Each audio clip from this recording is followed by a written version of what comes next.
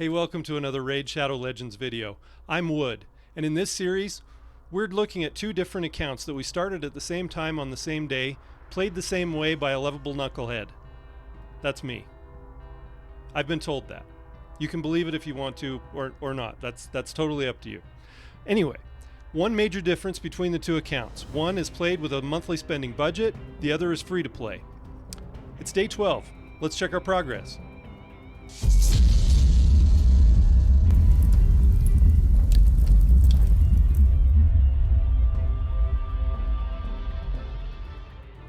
Hey, thanks again for joining me.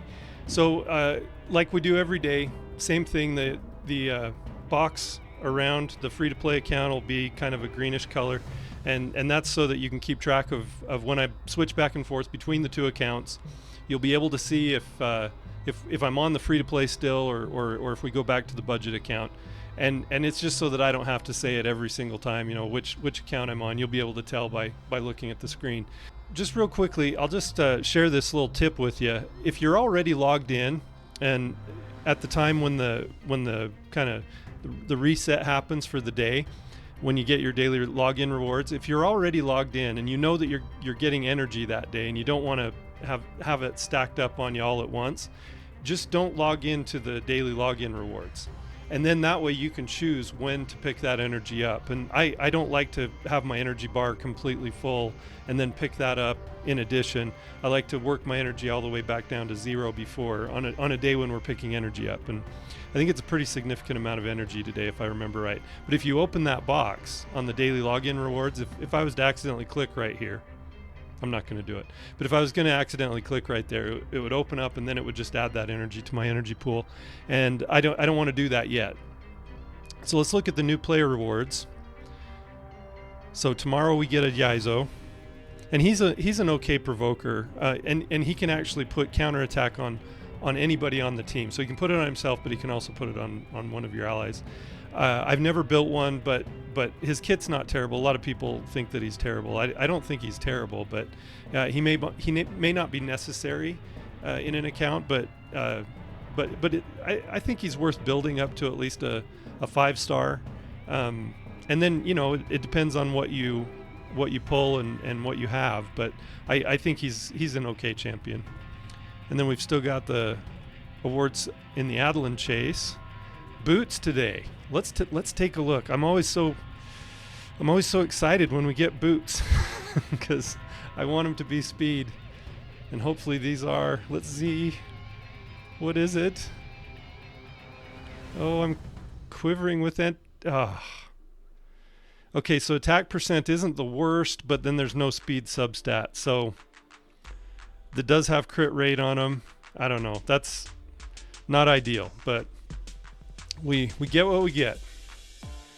Still hoping for the lifesteal gear. After tomorrow, we'll check in again. I'm catching you up on progress for the last 2 days. I didn't make a progress video yesterday for day 11, but really just we're continuing to build our champions.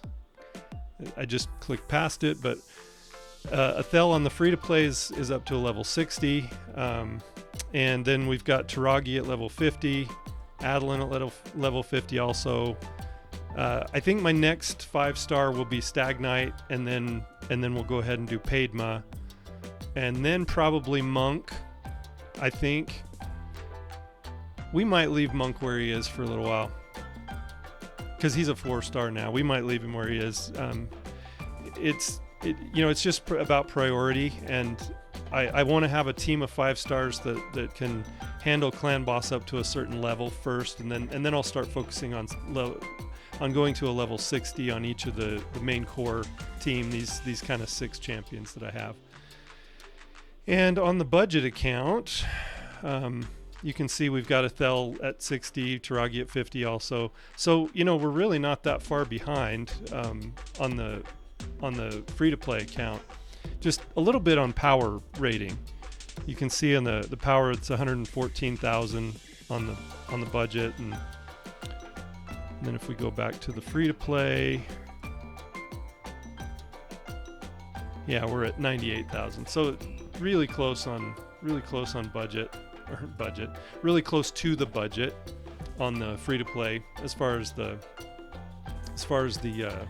power rating goes. That just depends on your gear and how many champions you have, and you can really, I've seen people fool that system before where they actually take gear off of their champions that are in their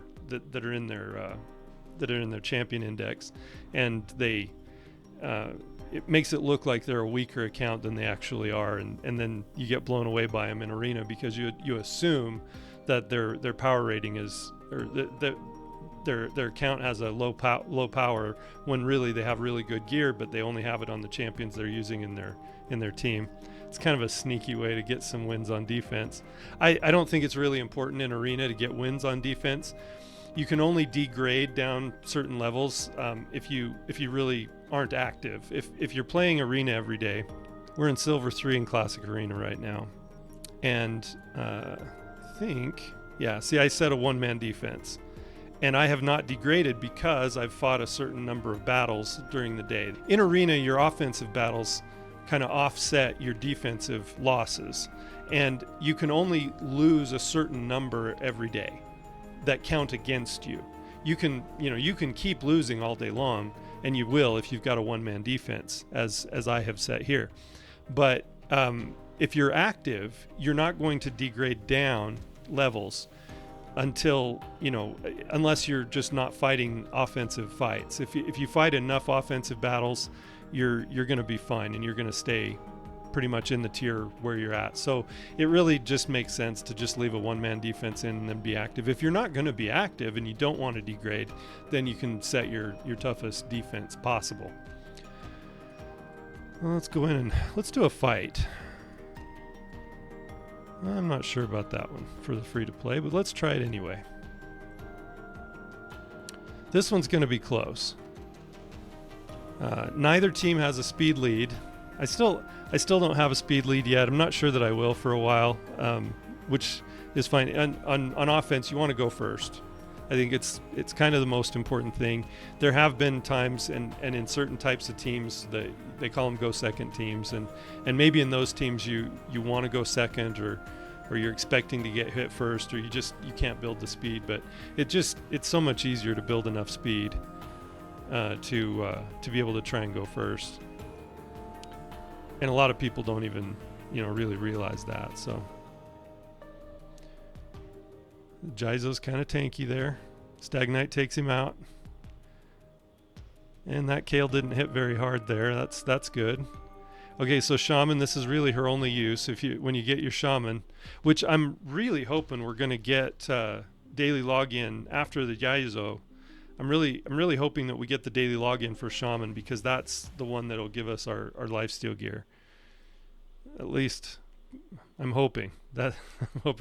See, the Jaizo put the counterattack on himself there. But yeah, so doing okay. Made some progress on. I went into. I'll go into tag team here and into the bazaar. Yesterday, we got our first Drexthar Blood Twin fragments. You have to collect 100 of these to summon a Drexthar, and he's well worth doing. If you can build up enough of these gold bars and so you need 360, and then you also want to pick up 10 of these, 10 times 10, to be able to pick up this. I can't remember the names of these, Huntress and Bloodhorn.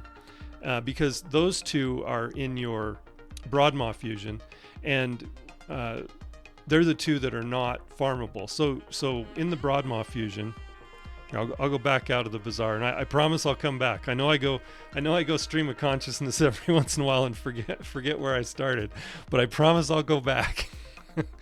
Oh man, it's hard when your brain works that way. It just kind of goes, and you forget what you're talking about. And So in the Broadmaw fusion, you see you've got the Huntress and the Bloodhorn here. Those two, either you pull them from a Void Shard, or you'll collect the fragments to be able to summon them in the shop here, in the portal here. And so you've got your Huntress, and so you can see I've collected 10 fragments for her. I've collected 10 for Bloodhorn, and then I've collected 1 for Drexthar. So Drexthar, he's going to take you over 3 months, and that's if you do it every day. And I'm not sure that I'll be able to build up that many gold bars on either account even to be able to do that within the 3 months. I'm really hoping, because he's so useful, especially when you get into Doom Tower. He's useful in bosses. He can be useful in Spider when the Spiderlings start attacking him.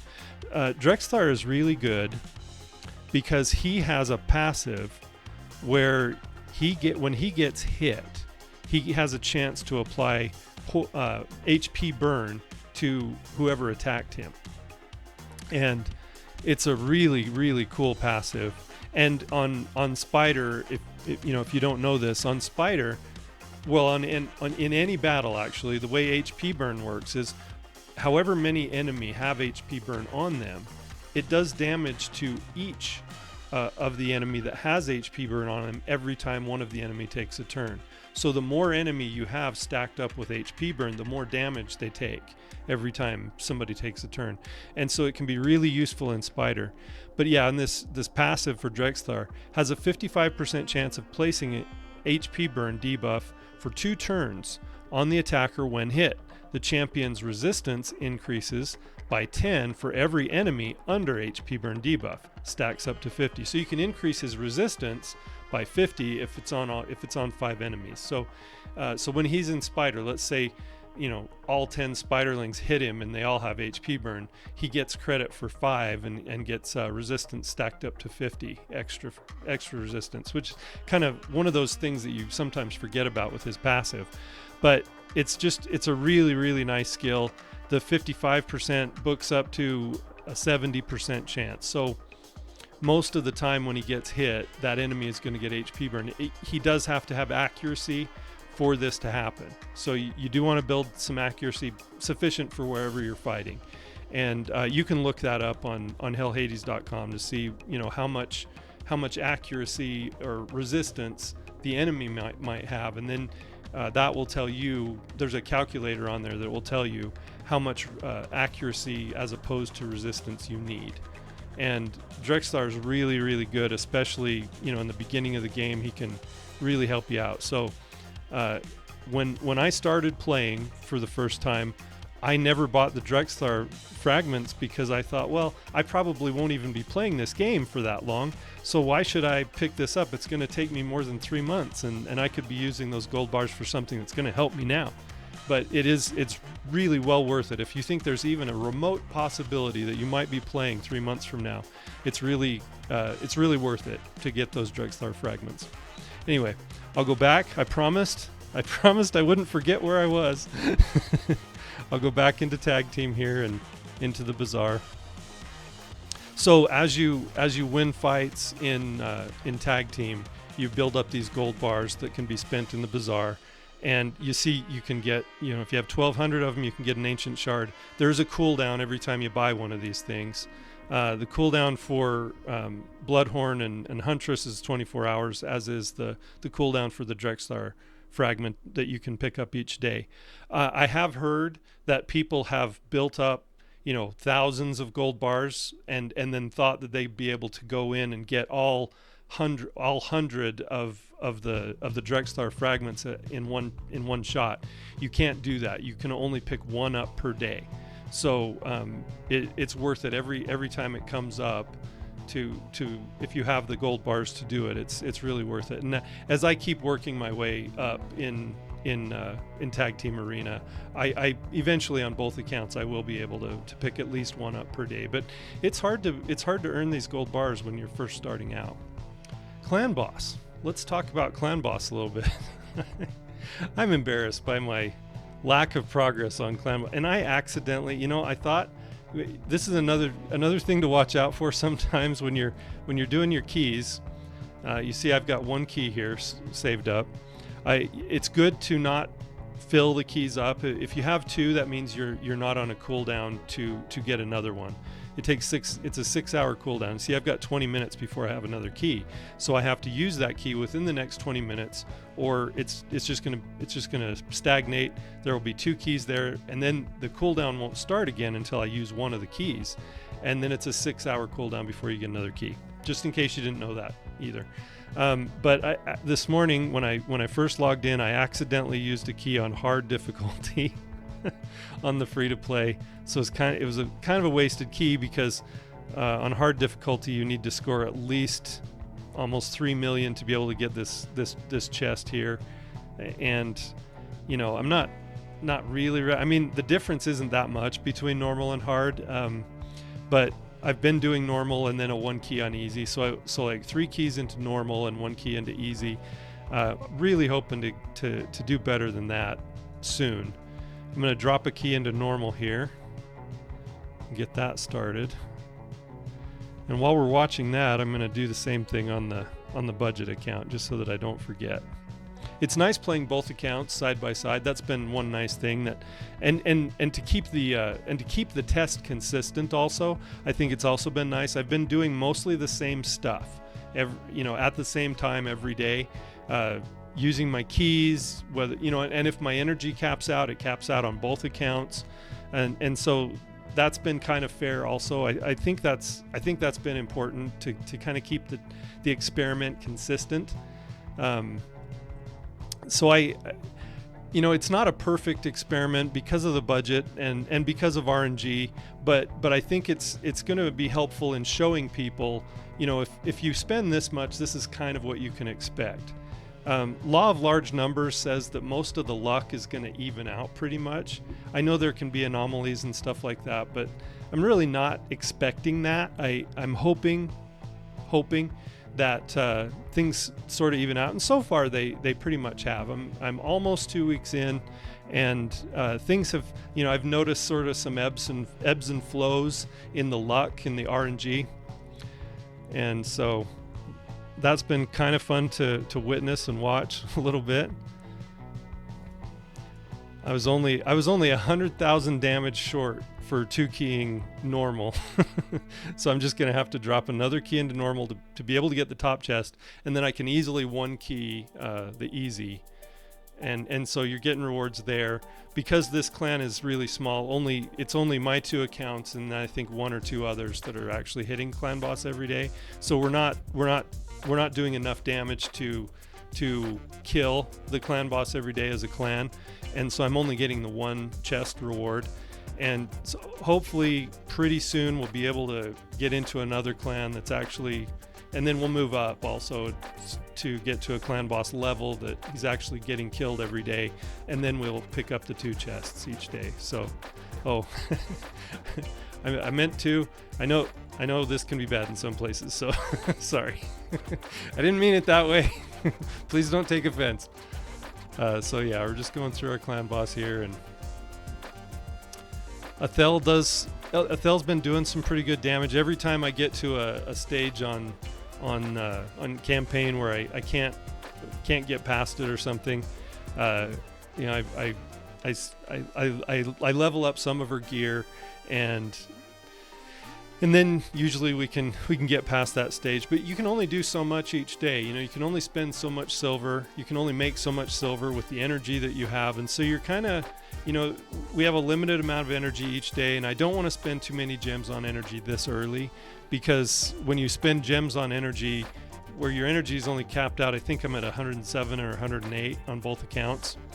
The energy refill could be worth 130, but the gem cost is the same.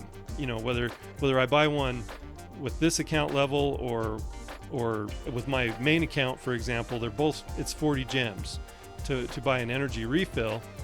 And if your cap is only 108, 107, you're wasting more than 20 energy when you buy that. So I'm trying not to buy energy refills with gems. Every once in a while I get kind of frustrated, and I think, I just need to get past this one more thing, or I need to do one more run, on campaign to 3 or 4 star this food champion, or you have things in your head that you think are important to get done right now. Sometimes it's better just to be patient and and wait.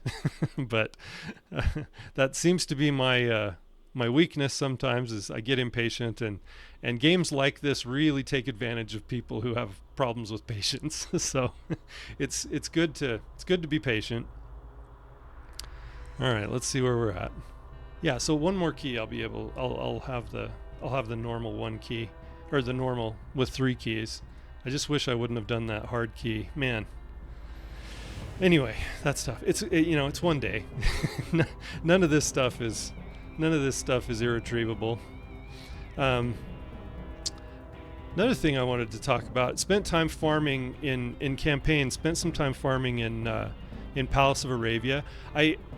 So this is another thing that real early games. Sometimes when you're farming campaign, you want to farm in places not only just to farm getting food and stuff, but you also want to farm in places where you have a chance of benefiting your account. For example, I'll tell you what I mean by that. In Palace of Arabia, you've got the stage 6 here on Brutal. In Brutal, you start getting the possibility of 5-star gear as a reward for each of these stages. And when you're starting out, it's hard to find 5-star speed boots. And if you run this stage often enough, you'll pick up. And see, I'm not able to single man this with Ethel yet. Even she's not strong enough to do it by herself. So I have Taragi in there with her, and then these 2 are food champions. So I run that, and I'm not doing that anymore. I've collected enough. But if you run it enough times, you get a few 5-star speed boots. And that really helps with being able to put speed on some of your champions and your core members of your team. So we'll run through Palace of Arabia here. This is where the elves live. The high elves, the dark elves live in the Durham Forest. I'm learning all this stuff about the lore that I don't really care too much about, but I don't know, it's kind of fun. It's a story, so I kind of like that part of it sometimes.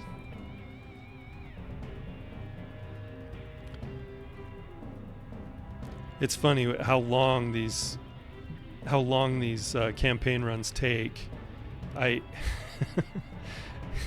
get a little impatient with it sometimes, but that's okay.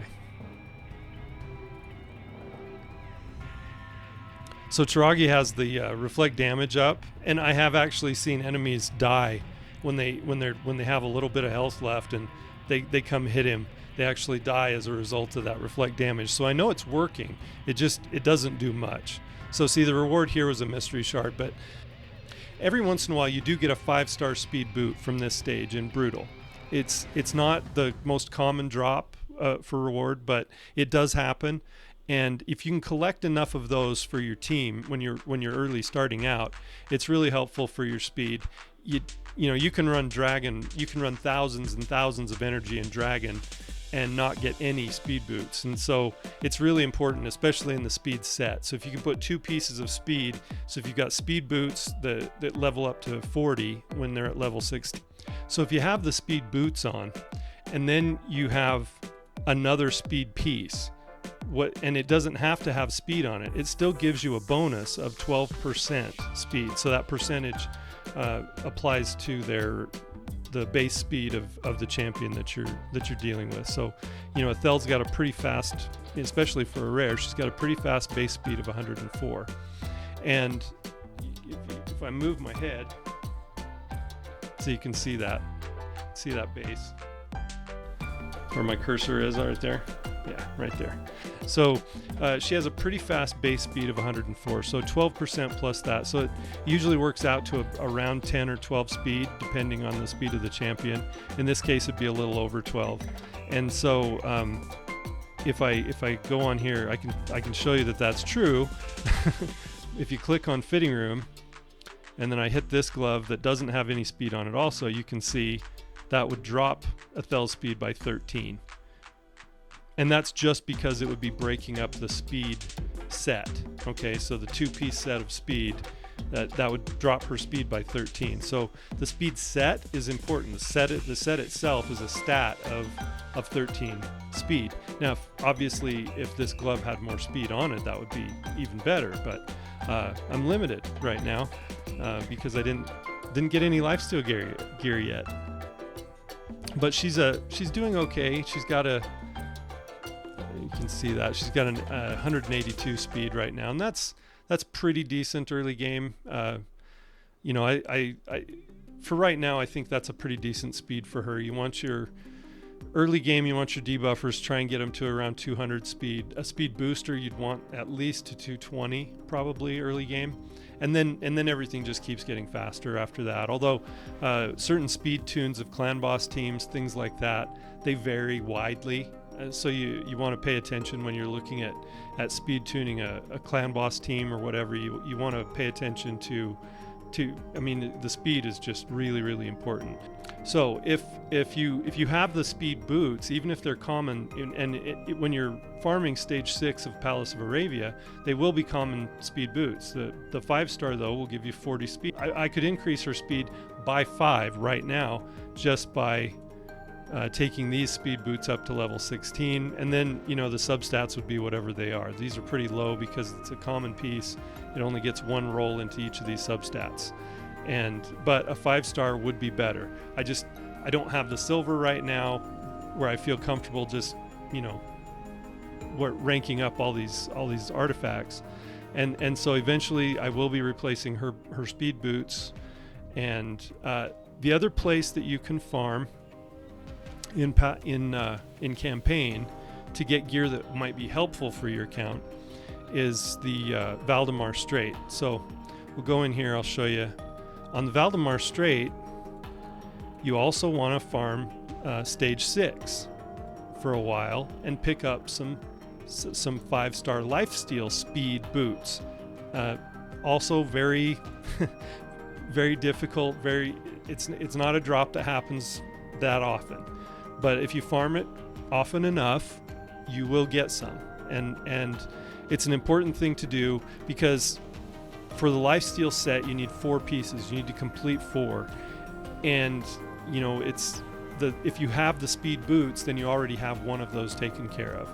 And they're going to be common level speed boots. And so their substats aren't going to be great, and you won't even be able to see them until you actually roll them up, what the substats will be. But it's just important to have that speed. I didn't pay enough attention when I started the game to speed and how important it is, but it's one of the, it really is the most important stat in the game. It is true that if you don't take a turn, it doesn't matter what your other stats are. If you can't take a turn, you can't win. So yeah, and so this stage, when you're very early game, it can be challenging because you've got some force champions. This Aothar can be kind of tough to deal with, and my Ethel weak hits him all the time, and so sometimes this stage can. There you go. You saw Templar there. He attacked Taragi and he died as a result of the reflect damage. So the reflect damage can be a little bit useful. So there's 2, and see, you get mystery shards as rewards all the time on these campaigns. 2 in a row I just got mystery shards. But I've gotten some 5-star speed boots from farming these levels.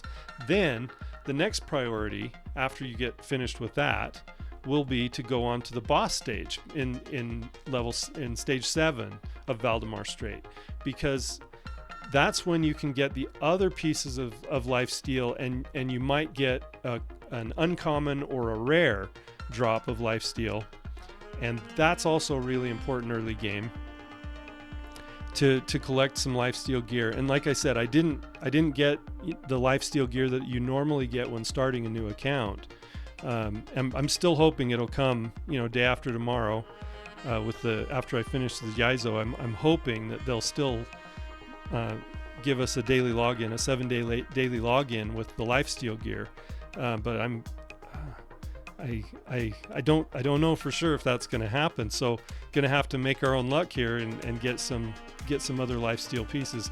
The reason I don't farm the other stages that have the specific pieces of lifesteal, they would all be common or uncommon in the above stages in 1 through 5. 6 gives you common and uncommon boots, and then but here in 7, in the boss stage, we can get up to rare gear, and that just gives some extra substats, and it's just usually a little bit better. So but it's random as opposed to it's random as opposed to running the previous stages. You don't know which kind of piece you're going to get, but at least you have the possibility of getting some rare 5-star pieces. And so you can see here, we got a 3-star common glove, which is basically what you could have gotten already in stage 4, of Valdemar Strait. So they're not always good, but that's where it gives you the best opportunity. And so see, we're still farming our food champions here, because I can't one-man this. I would normally one-man this if I could, if my Ethel was strong enough. She's just not strong enough yet to do that. So I leave Taragi in here to kind of protect her and help her survive through the battle. And then I've got 2 food champions that I can run. And like I said, it's not ideal, but I don't have my Ethel strong enough yet that she can do it on her own. So soon I'll have her strong enough that she can do that on her own.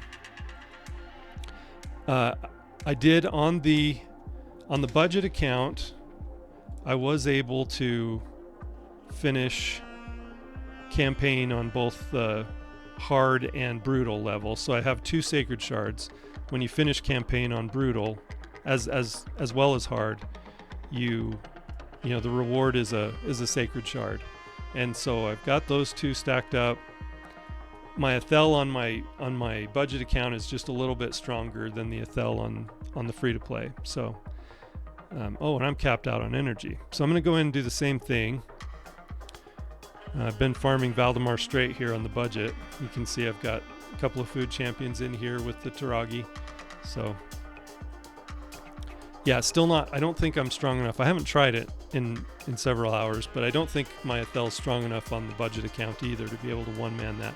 But it's a lot more efficient if you can just have one-man campaign farming, and then you've got and then you'd have 3 food champions, and then you just raise their levels, and you know how it works. Anyway, so that's pretty much, so tag team, if you're real early game, try and do as many tag team battles as you can. Try and find the one-man defenses that are easy. Some of those they'll put in a level 60 champion that's hard to beat, but on some of them they'll put like a level 1 common food champion or something. And so you try and look for those, refresh as often as you can, and find some wins in tag team. And then you can build up the gold bars and buy your copies of Taragi. You can build up the Huntress and the Bloodhorn over time so that you can do your Broadmaw fusion too. Because the Broadmaw fusion is pretty simple. You can do it pretty early.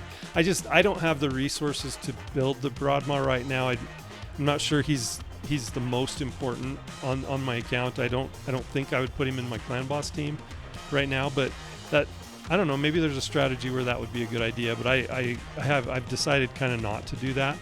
See, we got a 3-star common boot there. And like I said, you just keep running it until you get some 5-star common boots, and you build up a couple of pairs of those, and then you're able to move on and get some other pieces of lifesteal. So you can put some lifesteal sets together so that you can do early clan boss, and it sustains your team for a little bit longer with the lifesteal gear. Eventually you sort of outgrow the lifesteal gear, and there's other ways to keep your team alive, but lifesteal early game is pretty important. So we keep doing that. And then, like I said, do the Drexlar fragments as often as you can, hopefully every day if you're active enough in doing the tag team arena, and then you get the fragments for the other 2, the rares, over time, so that you can get your Broadmaw done. But Broadmaw, if you get those tag team ones done with the Huntress and the Bloodhorn, you can get Broadmaw fused in just a few weeks, really. Let's check the Broadmaw fusion here.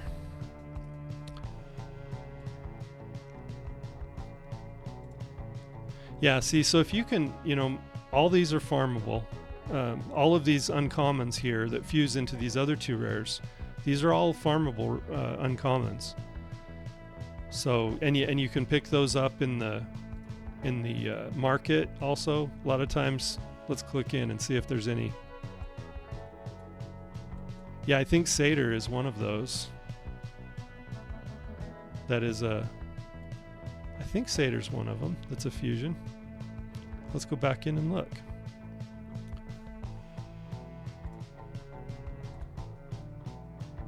Yeah, see Satyr. So you can see in the market every once in a while one of the uncommons that you need for this fusion comes up as well. So you can pick them up in different places, the market or the and you know, you click on it in here and it tells you where to farm them also in Felon's Gate for Brute.